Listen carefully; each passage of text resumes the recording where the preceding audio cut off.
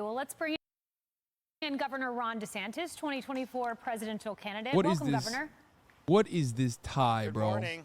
What is Great going on to have here? you. Let's start with the breaking news over the weekend. You have... Dude, I love conservatives that wear the fucking... I love conservatives that wear the fucking skinniest shit you can wear. Just puffed up as a motherfucker, okay? Just absolutely... All you do whenever you fucking wear suits like this, like I sometimes wear suits like this because I don't have any fucking suits that fit me perfectly because I can't find them, okay? This motherfucker got it purposely tailored so he doesn't fit in his suit. Okay, don't make fun of his shoes. He has no legs, okay? I mean, I don't know. I don't know why he doesn't put different shoes on the legs that he has, but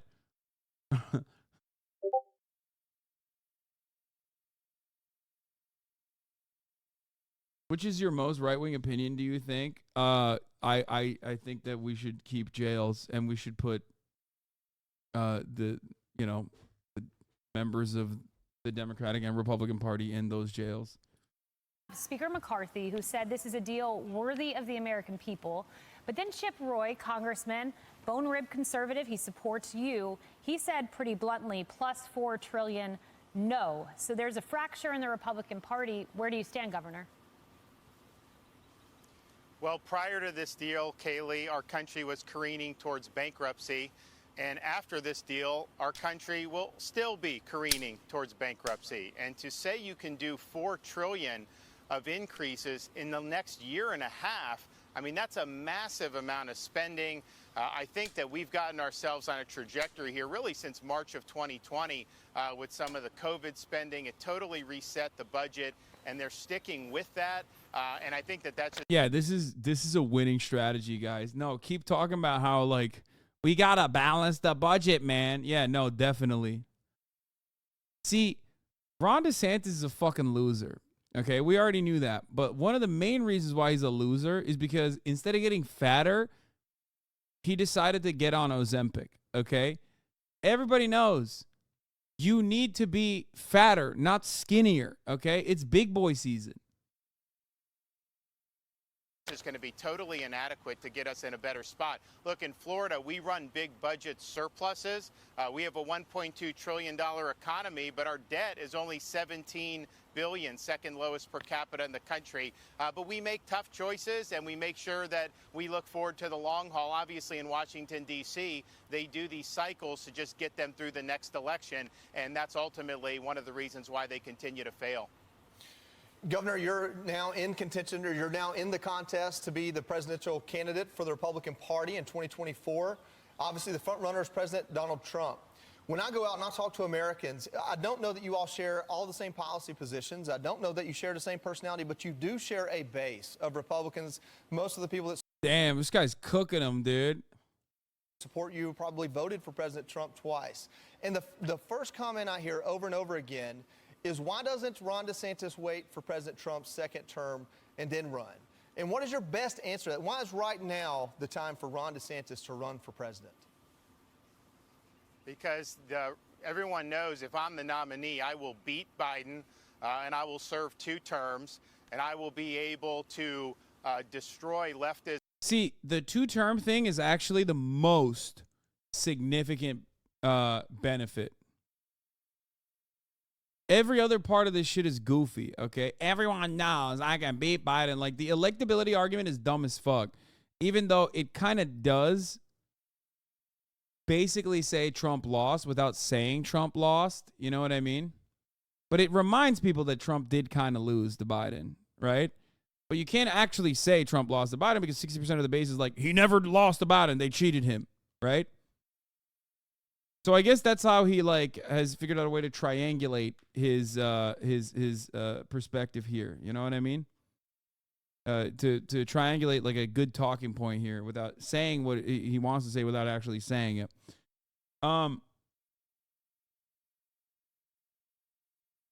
Now,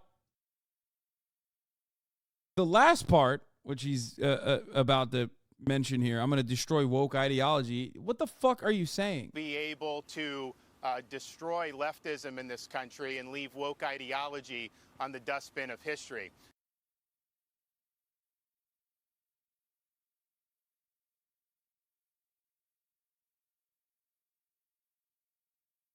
Dude, you fire all of your advisors, dude. Fire them. They're so permanently online.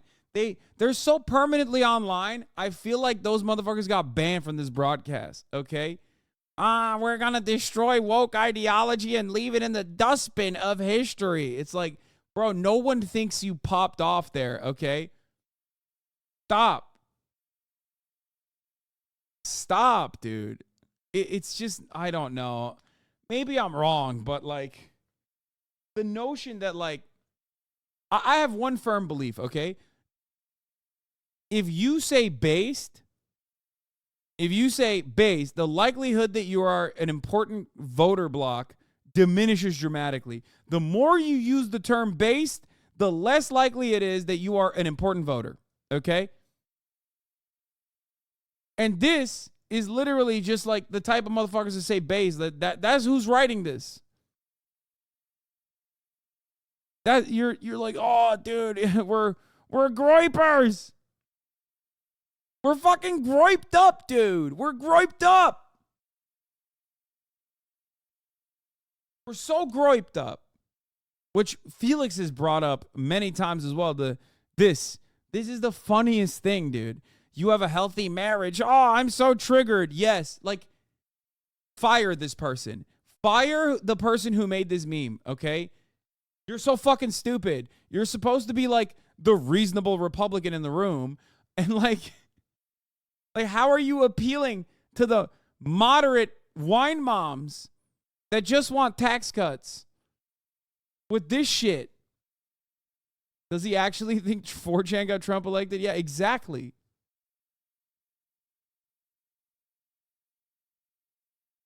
At the end of the day, I've shown in Florida an ability to win huge swaths of voters that Republicans typically can't win, while also delivering the boldest agenda anywhere in the country. And I think there's a reason why the legacy media is attacking me more than they're attacking anybody else, because I think they realize that if I'm successful in winning the Republican nomination, we're going to bring it home in the general election. And I've pledged to Republican voters, if you nominate me, I will be taking the oath of office on January 20th, 2025 on the West. Sorting algorithms. I know you're a big fucking Oiler and a big gifter in this community, but if you legitimately think 4chan kind of got Donald Trump elected, I don't know what to tell you, okay? No, 4chan is not the reason why Donald Trump was like one of the most historically recognized, like brand recognition having candidates that ran for the presidency without actually ever holding office. It wasn't fucking 4chan. You know what I mean? Like that didn't happen. 4chan didn't play a role in that. That happened with NBC, okay? Memes do not play as significant a role, or any role at all, as a matter of fact, in getting people out to go out and vote for you.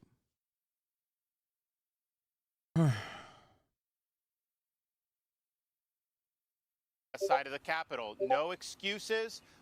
No more excuses about why we can't get it done. We need to get it done, and I will get it done.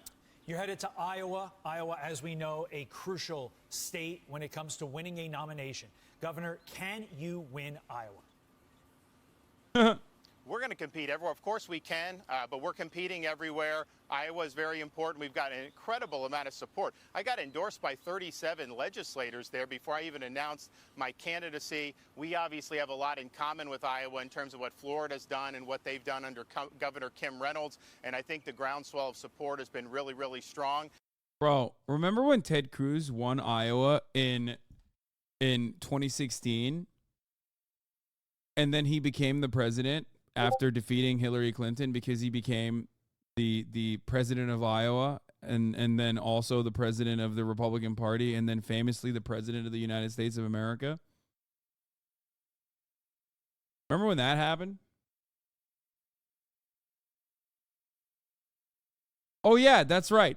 Donald Trump lost Iowa in 2016, and he was the president. So I don't know about this Iowa.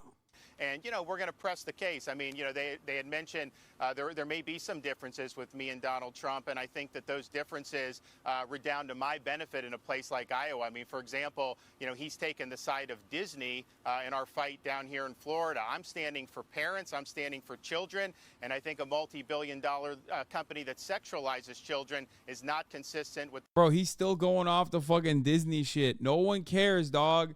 Don't come after the treats, stupid. Every conservative that's like, for every one conservative that you think exists because they exist online and all around us, when they're like, oh, I hate Disney, they're satanic pedophiles, there are literally thousands more conservatives who fucking take their kids down to Florida, to Orlando, you dumbass. Disney is more popular than you. Disney is more popular than most presidents, okay? It's literally it's one of the most popular fucking IPs on the planet. Kids like it. Parents like it because their kids shut the fuck up and enjoy it. You're so stupid that you're like, oh, Mickey Mouse is gay. It's always been gay. You fucking dumbass. There has never been a moment where Disney wasn't fucking gay. Okay? It's Disney. It's so gay. What the fuck? Yeah, also here is a great example of how popular Disney is. Ron DeSantis got married there. Okay? Ron DeSantis got married at fucking Disney World. That's how popular Disney is. You fucking idiot. God damn it, dude. The values of Florida or the values of a place like Iowa. Governor, I think a lot of moms would agree with you on that. Certainly when you talk about our kindergartners, I've seen some of the pages. Did he marry a man? Yeah. But I want to talk to you for a moment. You're in Jacksonville right now. I was born there. I believe you were born there too. I want to talk to you about Memorial Day, what it means to you. But particularly yesterday, you were... Memorial Day, what it means to you. Like, what does it fucking mean to you? It reminds me of all the veterans, all the lives we lost. We're at a meeting. What does Memorial Day mean to Donald Trump? Donald Trump's like, I'm thinking of all the heroes. They died. Like John McCain, burning in hell. With 9/11 family members, 9/11 a reason that inspired you to serve yourself. And an attendee of that meeting called it a very moving meeting. Lame ass. And a lot of tears were shed. What did those families share with you in that meeting? Well, I think a lot of it is just they've had a lot of frustrations about getting justice based on the 9/11 attacks. They're suing Saudi Arabia. They're trying to get more documents. They've been made promises in the past about getting help, and then basically some of our elected leaders have reneged on those promises. And so, I think that they've been punched in the gut a number of times, and I think it's been difficult to now be 2 decades later and still trying to get full justice. So. Obviously, it's a very personal thing when you talk about, some of the people at that meeting were teenagers when their fathers died. There was a granddaughter who wasn't even born yet, and so she's lived through the memories of her grandfather who died in the South Tower. And so those are things that I think are still very raw, even a couple decades later. And look, 9/11. Okay, bro. Like, nah, I don't think... Maybe I'm wrong because I am 9/11 Andy after all. But I'm going to keep it $150. I don't think people give a shit about 9/11. If they did, military recruitment numbers would not be so bad right now, okay? So fucking bad. No, man. Nah, I don't think they give a shit. It's 2023. Who the fuck cares at this point? By the way, let me just explain something real quick. The families of 9/11 victims should absolutely sue the Saudi government, and Barack Obama is a fucking piece of shit for literally standing in opposition to that. Just gonna point that out. Barack Obama famously tried to stop that from happening. So I do think that they have every right and should. I'm 100% in support of that. Okay? But if you're like, if you're big, if your big policy is like, oh, 9/11, well, think about how bad it was. That's why I joined the military. Then, good luck. No one fucking cares. 11, I was down in Florida. I mean, I'm a Florida guy. I didn't have any connection in New York City, but it inspired me to join the Navy, almost 20 years ago. And so it had a profound effect on our country. And obviously to see that right there, the raw emotions from people that were directly impacted was very, very powerful. And it moved my wife and I very much. On this Memorial Day, Governor, what is your message? Well, at the end of the day, we have a great country built on great values. We have a great Constitution, a great Declaration of Independence, but those don't run on autopilot. If you don't have people throughout history willing to put on the uniform, risk their lives, and indeed give the last full measure of devotion, none of that's going to amount to very much. And so today is a day to reflect on those that made the ultimate sacrifice, because if you don't have people that are willing to do that, then you really can't have a free society. Governor, you mentioned sacrifice. And, while today I think about that Bible verse. God, if he wasn't such a nerd, I would be like, oh my God, I'm panicking. Like, he's just talking about doing fascist things, but he's such a fucking nerd. It is pretty funny. It is pretty funny to see, like,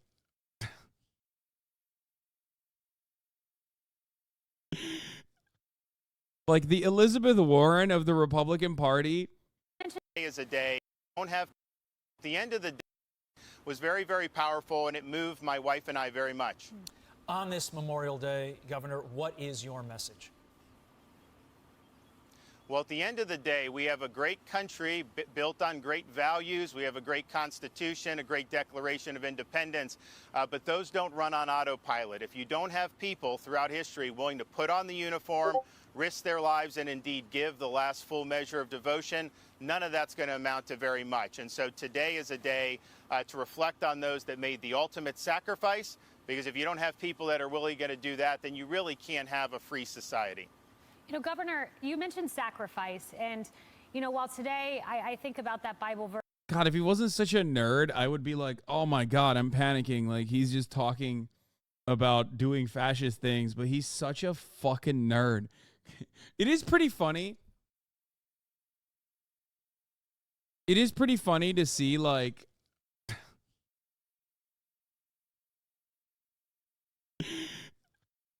like the Elizabeth Warren of the Republican Party is just like an Elizabeth Warren type on like the dumbest shit. You know what I mean? Like Elizabeth Warren was like, yeah, we got to make the military more green. You know what I mean? We got to make it more focused on renewable energy. We got like the carbon footprint of the U.S. military is the worst part of the U.S. military, Like, and this guy's like, yeah, I want to make it illegal to watch a Disney movie if the characters in it look flamboyant. I'm going to pass a bill to do that. It's like sick, dude. Thanks. Governor, you mentioned sacrifice. And, while today I think about that Bible verse and Savior Jesus Christ, who did just the same, I'm wondering, I was reading about Casey when she was diagnosed with breast cancer. And you said that you turned to prayer. I'm wondering if you could share with us a time when you turned to God. Donald Trump needs to say your wife faked having cancer to try to get away from you. He will win every fucking primary if he says that. Ron, you're so boring. Your wife faked having cancer to get away from you. Believe me, she told me. She's hot. Too hot for you, Ron. Little Ron. You're 5'0", little Rob.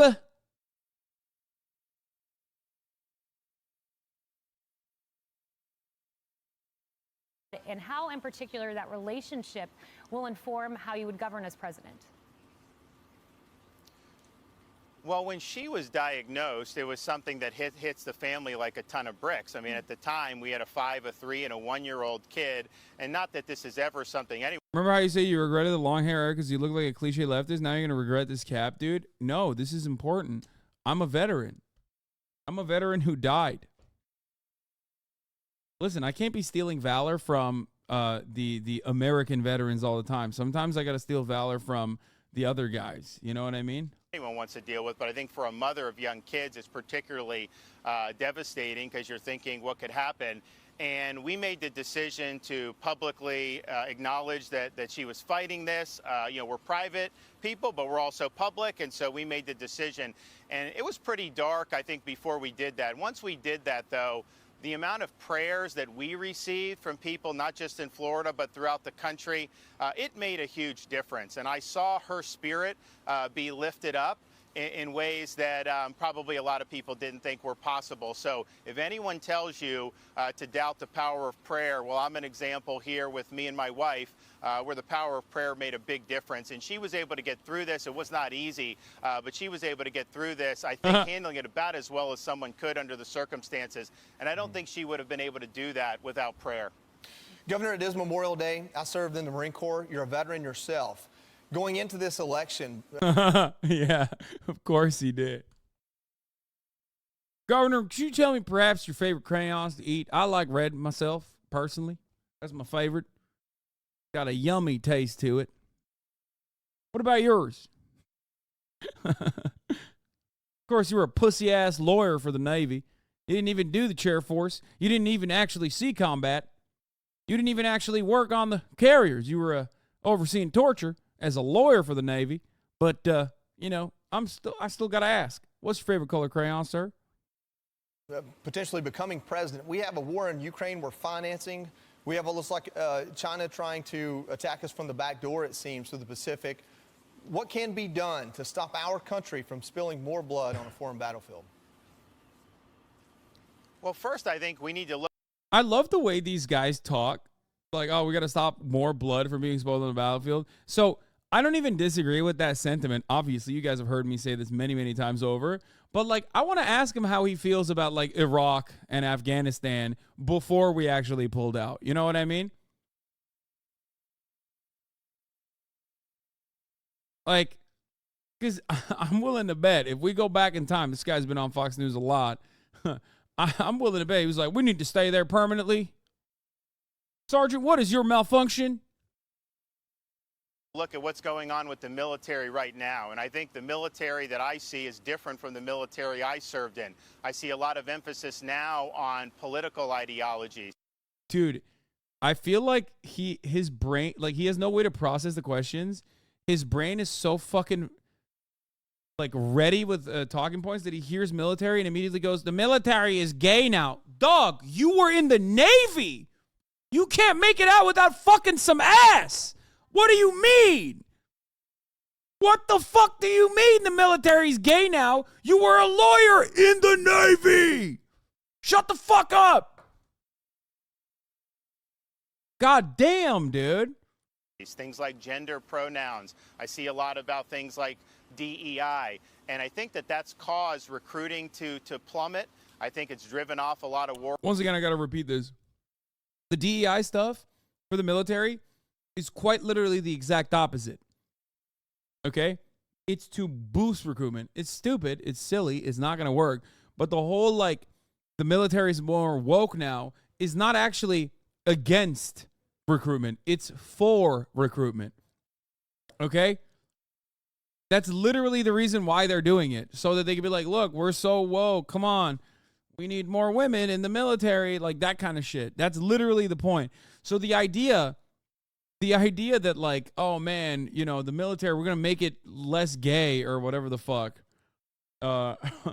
Which again, he's in the Navy or was in the Navy as a lawyer. Okay.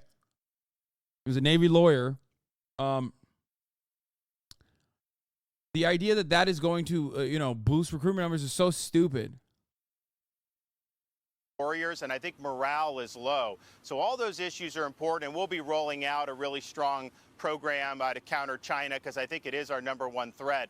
But I think you've got to get things remoored to focusing on the core mission of why people want to join. Why would you have wanted to join the Marine Corps back in the day? Why do everybody else who joined the Army? I mean, I remember being in Iraq, and we were in Fallujah, and it was not going well, and yet people were still willing to sign up knowing they'd get sent to. DeSantis what was he doing in Fallujah? Overseeing war crimes over there too? Like, I don't get it. Fuck is a Navy lawyer doing in Fallujah, bro? What?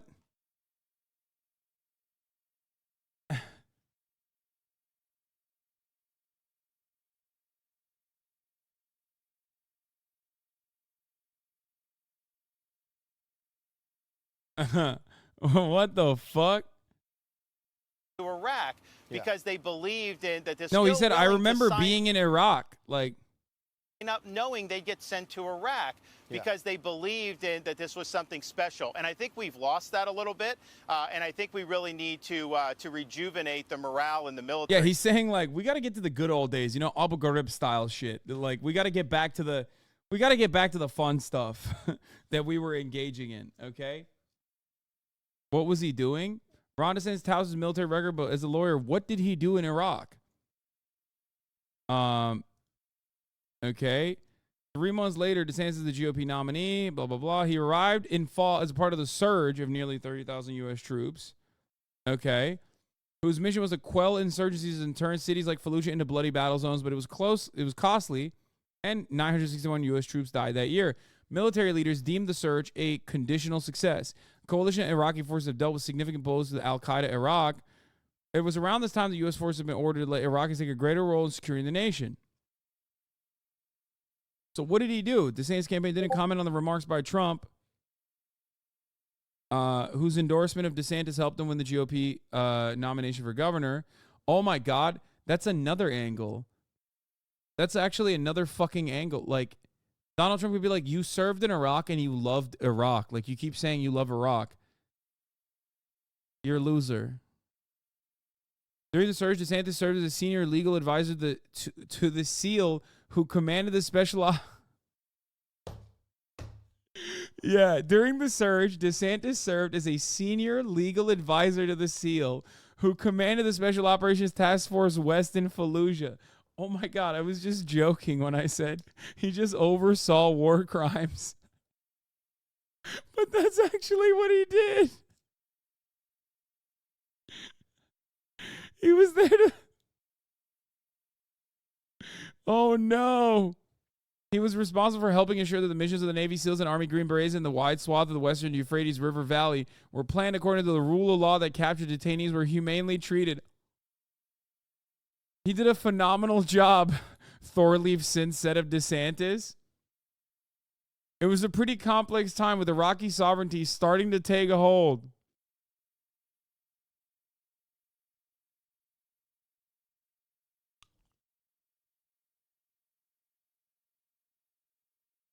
During this period, task force troops rounded up 100 detainees, said Thorleifson. They were mostly military-age males, some of whom were found with suicide vests, while others were simply in the wrong place at the wrong time. And Ron DeSantis oversaw the torture of all 100 of them. It was up to DeSantis, the lone lawyer with a Judge Advocate General Corps, JAG, to not only assure that the men were treated humanely and interrogated in accordance with the Geneva Conventions and the U.S. military regulations, but to make sure that, when warranted, they were handed off to the proper legal authorities in Iraq for prosecution in that country's nascent judicial system.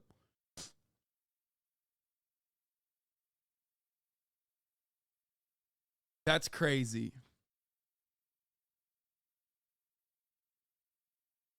His job literally was to oversee the torture. Oh my God. It's like one of the components of the Iraq war. Like, he wins no votes with this, okay?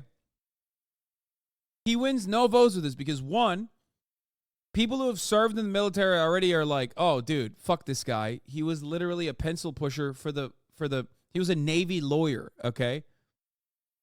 So even people who serve don't have a good opinion of him. I mean, of course, Yale grad, Harvard grad, by the way.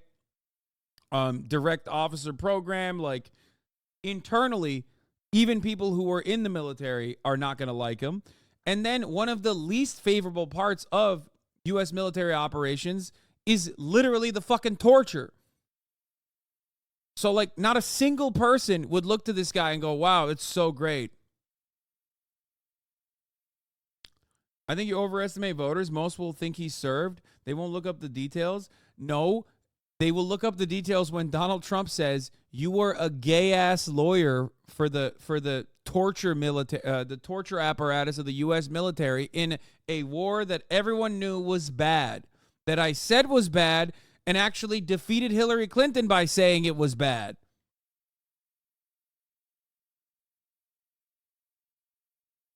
That's it. That's all you gotta say.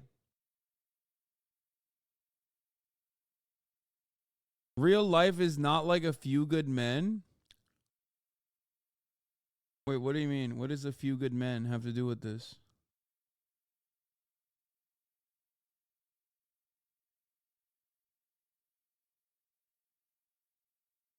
Didn't Trump say he won't partake in the debates, though? It doesn't even fucking matter. He doesn't have to partake in debates. He can just do pot shots. He could just sit there and fucking slam him from Truth Social and then have that be elevated by like every side of the media. God, Trump really needs to get back on Twitter. I'm not gonna lie. Your boy Khaled, thank you for the 10 gifted subs. Okay. So we will do that on day one, and you will see very big changes in the services. Thank you very much, Governor DeSantis. That was so bad. He is so uncharismatic.